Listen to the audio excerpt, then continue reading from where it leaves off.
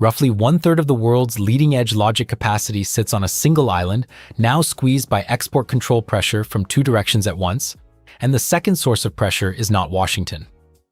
The count of distinct national compliance regimes Taiwan Semiconductor must independently satisfy before a wafer ship stood at 1 before 2022. By mid-2024, it stood at 2. That gap of one jurisdiction is what this script measures: where it came from, what it costs, and whether the number holds. One regime, pre-2022. The world's most consequential contract foundry ran its export compliance operation through a single statutory framework. The rules written by the United States Commerce Department's Bureau of Industry and Security, enforced at Taiwan Semiconductor through equipment origin, the employment of American personnel, and customer screening against the restricted entity list Washington maintained. Taipei did not maintain a parallel list. Taiwan's own semiconductor export control framework was thin by design, deferring to American rules rather than duplicating them. A single checkpoint on the chain from wafer to customer with a single rulebook. One regime, one set of definitions for a controlled end use, one classification system for flagged entities. 1. The mechanism that moved the count began not in a ministry but in a pattern of purchase orders. Chinese firms seeking advanced chips their domestic foundries could not yet produce, and that American rules increasingly blocked them from receiving directly, began routing orders through intermediary companies registered in third countries. The shell entities appeared, on paper, to be ordinary commercial customers in unrestricted jurisdictions. When those customers took delivery and the chips moved onward, the original sale looked clean at the point of shipment. For Taiwan Semiconductor, the exposure was real even when the company itself had not knowingly shipped to a restricted end user. American sanctions law can reach a transaction that passes through American origin equipment or American person involvement, regardless of where the final recipient was known to be at the time of sale. The bypass attempts did not merely threaten American enforcement.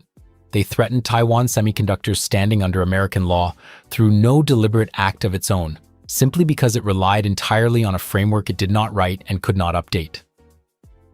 Taipei read that exposure as evidence of a structural problem.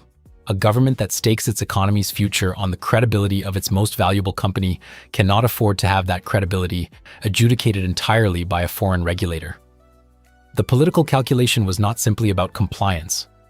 Taiwan's Ministry of Economic Affairs drafted and began enforcing expanded controls on advanced chips fabbed domestically, adding a second compliance layer on top of American rules, one that operates under Taiwanese statutory authority, answers to Taiwanese officials, and cannot be modified by lobbying in Washington.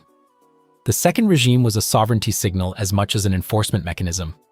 Taipei needed to be able to say, to both of the large economies pressing on it from different directions, that chip governance originates in Taipei.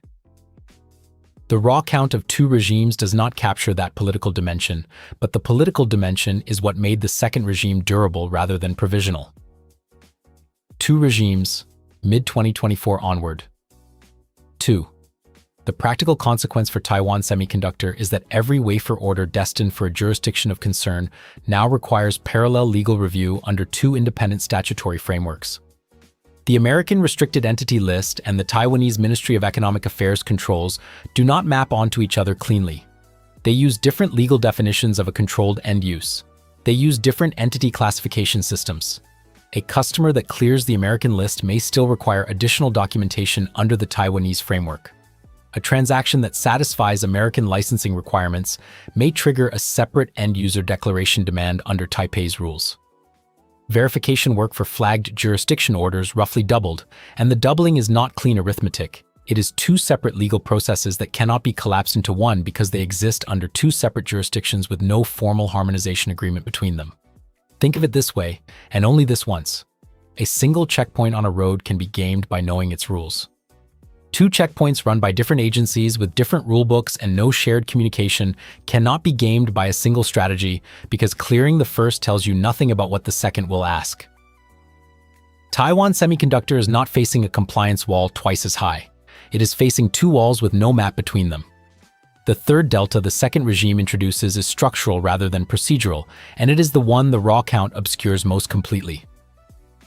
Before Taiwan built its own control layer, a shell company bypass that evaded American detection created American liability for the parties involved, but minimal Taiwanese legal exposure. With the domestic layer in force, a bypass that evades both regimes creates parallel liability under both jurisdictions. But the more consequential new scenario is the asymmetric one.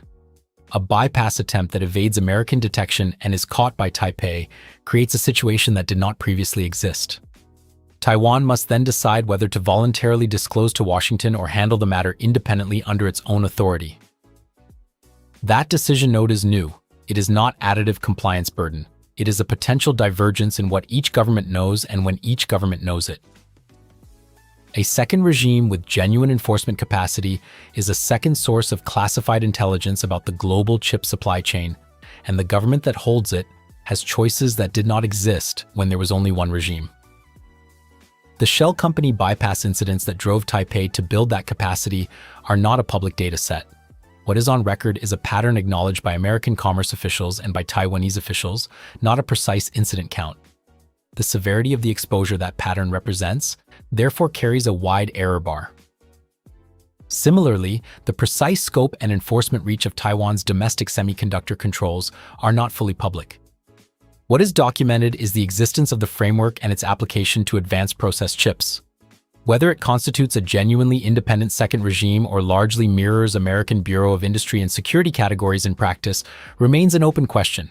If the latter, the delta is smaller than the headline count of 2 suggests. The regime count, 1 moving to 2, is the most verifiable reading in this script. The downstream variables, bypass incident rate, actual revenue at risk, degree of regulatory divergence between the 2 frameworks, are softer, and the delta on those should be read as directional rather than precise. The revenue dimension is where the lock-in becomes visible. Before American controls tightened, China-facing revenue represented a substantial share of Taiwan Semiconductor's advanced node order book. By the company's own reported geographic breakdowns, China ranked among its largest single markets. That share has contracted sharply under combined American and Taiwanese controls, but the contraction has not reached zero. The remaining China-facing revenue, for chips not yet subject to either regime's current controls, is now the precise terrain where both regulators' future rulemaking will land. Taiwan Semiconductor cannot voluntarily exit that terrain without absorbing the revenue loss, and it cannot stay without accumulating more compliance exposure each time either regime tightens. The company holds a position that Intel or Samsung does not hold in the same form. It cannot exit either market without destroying the revenue base that funds the next process node. The dual regime exposure is therefore not a temporary compliance burden that resolves when the political climate shifts. It is a permanent operating condition, and that permanence is the real content of the delta. Reports suggest TSMC's own financial disclosures show the geographic revenue concentration, though the company does not break out advanced node exposure by geography with enough granularity for analysts to isolate the exact figure at risk. The direction is clear, the precision is not. That permanence also changes how each regulator behaves. A company that cannot walk away from compliance cannot use exit as a bargaining chip. Both Washington and Taipei know that Taiwan Semiconductor will satisfy whatever rules each jurisdiction imposes because the alternative, losing the ability to ship into either market, is not available. This structural asymmetry is not symmetrical between the two governments. American rules have broader extraterritorial reach and longer enforcement history. The Taiwanese regime is newer and still establishing its enforcement credibility. But the dynamic that the dual compliance position creates pushes in the same direction for both. Each regulator knows that tightening its rules will be absorbed rather than avoided, which removes a natural brake on how aggressive future rulemaking can become. The count of 2 regimes does not state that TSMC's inability to choose sides makes both regulators structurally more demanding over time. But that is what the structural position implies, and it is the insight the regime count on its own does not deliver. The metric moved from 1 compliance regime to 2, not because Taipei decided to help Washington enforce its rules, but because Taipei decided it needed its own rules for its own reasons. The second regime answers to Taipei. It was built to answer to Taipei. It will evolve at Taipei's pace and in response to Taipei's political pressures, which are not identical to Washington's. A jurisdiction once built has its own trajectory. The second regime will not stay still while the first one tightens. The restriction that American controls imposed on Taiwan Semiconductor's operating environment did not freeze that environment. It induced Taiwan to build a second enforcement layer, and that second layer now compounds with every subsequent American tightening, adding its own response on its own timeline, under its own authority. The count is 2. The question is whether 2 stays the number or whether the next documented shell company incident makes it 3. Watch Taiwan's Ministry of Economic Affairs rulemaking through the end of 2025. If advanced node thresholds tighten again and Taipei moves before Washington does, the second regime will have demonstrated independent velocity and the count will matter differently than it does today. If you track the gap between when rules are written and when they move the number, subscribe and turn on notifications because that is the only reading this channel takes.